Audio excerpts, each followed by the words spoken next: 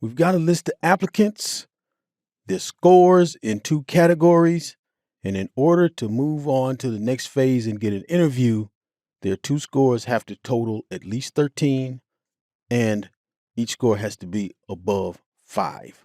We can see already, applicant 1, the 8 and the 4 add up to 13, but that 4 is less than 5, that's going to be a decline. Sorry about that. But what about everybody else? Let's go into Power Query, click inside that table from table/range. And here we are. There's our data. Now we've got to put 3 criteria inside a custom column. Call this result, and then start our if statement.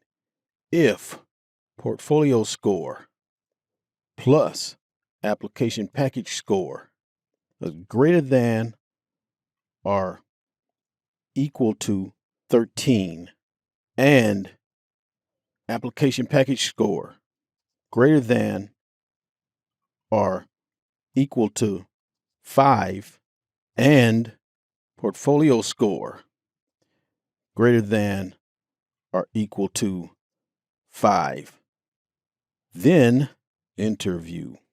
And it automatically gave us a closed parentheses. Else, decline. We've got the formula we need, and we didn't use parentheses.